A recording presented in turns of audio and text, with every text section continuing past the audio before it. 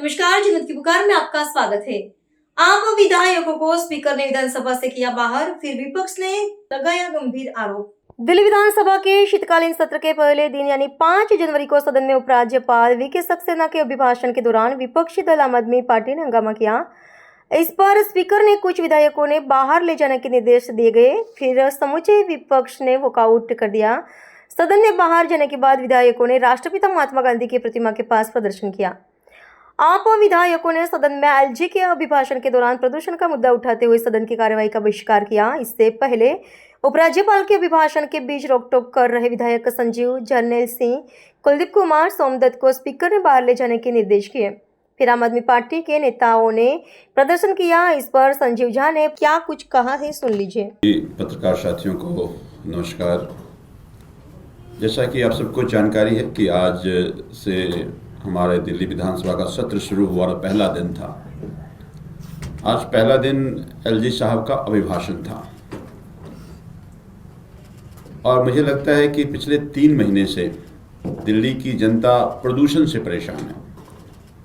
जिनके घर में बच्चे हैं या बुजुर्ग हैं, उनको अस्पताल का चक्कर लगाना पड़ रहा है। कई लोग तो दिल्ली छोड़कर चले गए, हालात इतनी बुरी थी।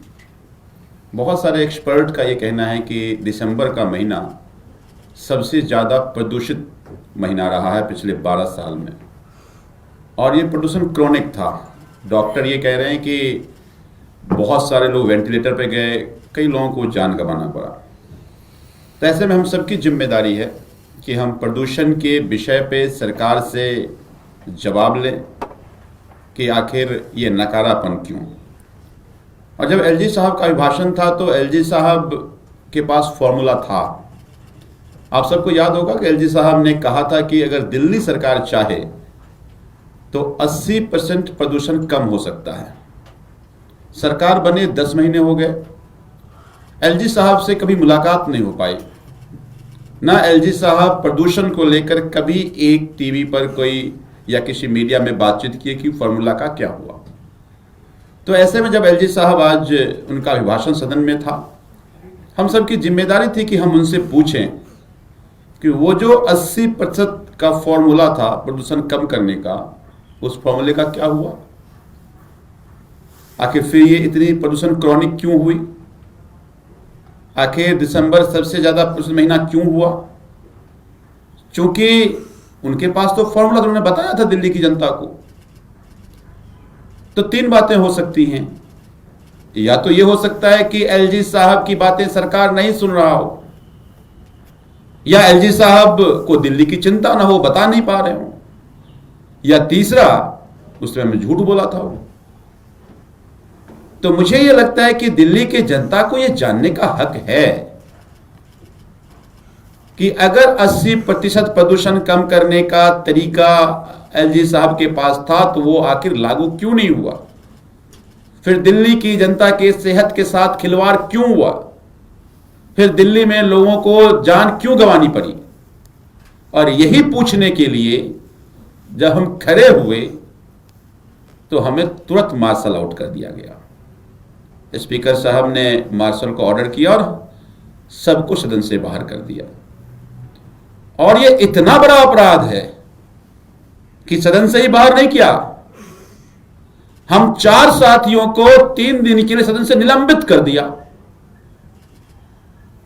मैं, जर्नैल भाई, कुलदीप भाई जो कुंडली से विधायक हैं, सोमदत्त भाई जो सदर से विधायक हैं। यह इतना बड़ा अपराध है कि एलजी साहब के पास फॉर्मूला है तो हम पूछे नहीं उनसे। दिल्ली की जनता की जान जाती रहे पर हम सवाल ना करें कि अगर आपके पास तरीके थे तो दिल्ली के लोगों की जान क्यों गई। सवाल पूछने का इतना बड़ा सजा कि सदन जो दिल्ली के लोगों की सबसे बड़ी पंचायत है, जहां इतने सारे मुद्दे हैं, 10 महीने की सरकार में जो 10 महीने का वादा था खाली, भाई उन्होंने कहा था कि पहली ही कैबिनेट में 2500 रुपए देंगे, नहीं मिला, उस पर सवाल पूछते। इन्होंने कहा था कि होली हो, दिवाली हो, सिलेंडर मुफ्त देंगे, 500 सिलेंडर देंगे। सवाल पूछते, कहा था बारिश में वाटर लॉगिंग नहीं होगी, 50,000 लोगों की मौत हो गई, क्यों हुई? सवाल पूछते। अक्टूबर में कहा यमुना साफ हो गया, दिसंबर में कहते यमुना में जाना नहीं, ऐसा क्यों? 3 महीने से लोग मर रहे हैं, सवाल पूछते। दिल्ली की जनता ने हम सबको इसलिए चुना कि हम सदन में जाकर के जनता की बात रखें, और सदन के जो स्पीकर हैं वो सदन के वो चलाते हैं। उनकी जिम्मेदारी है कि दिल्ली की जनता की बातें सदन में हो, ये राजनीतिक बयानबाजी ना हो, अपने मियां मिट्ठू ना बने आप। तो सदन के दिल्ली के सेहत के, दिल्ली के विषय की चर्चा करने के लिए मैं भेजा है, और आप हमें निकाल दिए।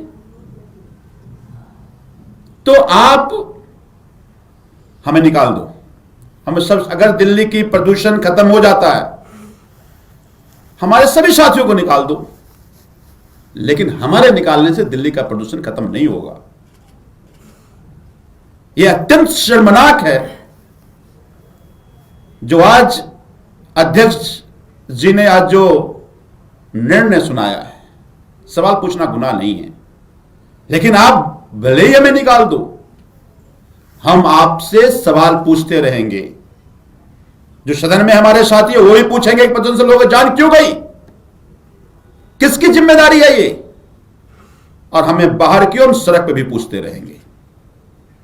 दिल्ली के लोगों के जान खिलवाड़ नहीं कर देंगे। दिल्ली के लोगों को गुमराह करके वोट लिया आपने दिल्ली के लोगों को कहा था कि हमारी सरकार आएगी तो दिल्ली में साफ हवा होगा। अरविंद केजरीवाल सरकार 10 साल में दिल्ली में जो करना था किया प्रदूषण को कम करने के लिए, लेकिन यह दिल्ली का विषय नहीं है। लोगों को लगा कि हां ये डबल इंजन की सरकार बनेगी तो अगल बगल के राज्य भी काम करेंगे। दिल्ली में उन्होंने थर्मल प्लांट बंद किए थे, 14 थर्मल प्लांट चल रहे हैं दिल्ली एनसीआर में। लगा इनकी सरकार आएगी, ये बंद कर देंगे, साफ हवा दिल्ली आएगी। ये जो ईंट की भट्टी से प्रदूषण होता है वो नहीं होगा, थर्मल मिक्सिंग प्लांट जो चल रहे हैं वो नहीं चलेंगे, या वो सारे इंडस्ट्री जिससे हैजार्डस गैसें निकलते हैं, पॉल्यूटेंट निकलते हैं, वो बंद कर दिए जाएंगे, दिल्ली में साफ हवा होगी। वो तो नहीं किया, लेकिन हम सवाल पूछेंगे तो हमें सदन से निकाल दोगे। हम इसकी निंदा करते हैं, और सवाल हम लगातार रेखा जी आपसे पूछते रहेंगे। हम दिल्ली के लोगों की सेहत के साथ खिलवाड़ आपको नहीं करने देंगे। अब हमारे साथ हमारे भाई जर्नैल हैं, मैं उनसे निवेदन करता हूं कि बात करें। जी धन्यवाद संजीव भाई। दिल्ली की भाजपा सरकार के दिमाग में कितना खौफ है सवालों का, उसका प्रमाण आज आप सबने देखा होगा। सिर्फ मास्क से घबरा कर कि मास्क लगाया तो भाई अब प्रदूषण के ऊपर सवाल भी पूछे जाएंगे, दिल्ली की वायु की गुणवत्ता के ऊपर सवाल पूछे जाएंगे। सरकार का एक खौफ साफ साफ दिखा, और हमें इस चीज़ का बहुत खेद है कि स्पीकर साहब सरकार से जवाब दिलवाने की बजाय सरकार की ढाल बनकर बीच में आ जाते हैं। हमें इस चीज़ का खेद है। और सरकार ने अगर काम किए हो तो सरकार बड़े कॉन्फिडेंस से इन सब चीज़ों के जवाब दे सकती है। पिछले कुछ महीनों से अगर दिल्ली के अंदर सबसे बड़ा कोई मामला है तो दिल्ली की एयर क्वालिटी का मामला है। लाखों करोड़ों दिल्ली वाले, छोटे छोटे बच्चों से लेकर बुजुर्गों तक इस वायु प्रदूषण की वजह से अस्पताल पहुंचे हैं। आज भी अस्पतालों में बेड नहीं है, वायु प्रदूषण से जुड़ी बीमारियों को लेकर भरे पड़े, चाहे एम्स जाए, सफदरजंग जाए, किसी मर्जी हॉस्पिटल में चले जाए, ना बेड है ना मेडिसिन है। पर सरकार, वैसे तो आम जनता कहाँ सवाल पूछ पाती है सरकार से। जब सदन लगता है तो एक संवैधानिक प्रक्रिया है कि विपक्ष हो या सत्ता पक्ष हो, सरकार से अपने सवाल पूछ सकता है। पर इतना ज्यादा खौफ विपक्ष के सवालों से कि उठते ही, मास्क देखते ही स्पीकर साहब द्वारा हमारे को मार्शल आउट कर दिया गया। ये अपने आप में हमें इस चीज का बहुत खेद है। और सिर्फ मार्शल आउट करने से भी बात नहीं बनी। मालूम है भी सदन तो 4 दिन है, तो कल भी ये सवाल पूछे जा सकते हैं। तो हम 4 साथियों को सदन से निष्कासित ही कर दिया गया।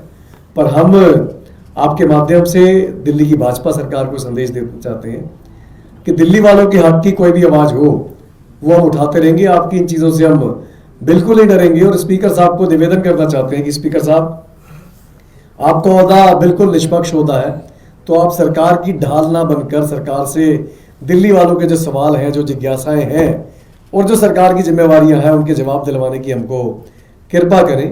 और दिल्ली का बहुत खतरनाक स्तर, पिछले 10 सालों के रिकॉर्ड टूट गए जिस स्तर पर इस बारी वायु प्रदूषण हुआ। और सरकार ने क्या किया, दिल्ली के आम लोगों को सड़कों पर आके बताना पड़ा।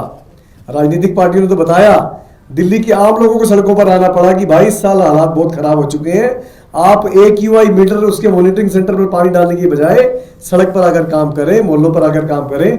पर सरकार ऐसा कोई भी काम करने में विफल रही, बल्कि जो सिस्टम आम आदमी पार्टी की सरकार में बने थे उन सब चीजों को भी बंद कर दिया गया कि ये ना लगे भी ये तो केजरीवाल मॉडल की कॉपी हो रही है, इनकी बेइज्जती ना हो जाए। तो आपको अगर कॉपी करनी पड़ती है तो करें, पर दिल्ली वालों की जान से खिलवाड़ ना करें। और जहां तक रही सवाल पूछने की बात, हम 4 साथियों को निष्कासित किया है। हम सदन के अंदर नहीं तो सदन के बाहर ये सवाल उठाते रहेंगे और हमारे बाकी साथी सदन के अंदर इस बैरी सरकार को चीख चीख कर बताते रहेंगे कि तुम प्रदूषण पर काम करने में बिल्कुल नाकाम रहे। धन्यवाद। अगर आपने हमारा अभी तक चैनल सब्सक्राइब नहीं किया है तो कृपया चैनल सब्सक्राइब कर लें, लाइक करें, शेयर करें, कमेंट करें। तो मिलते हैं फिर किसी और खबरों के साथ। नमस्कार।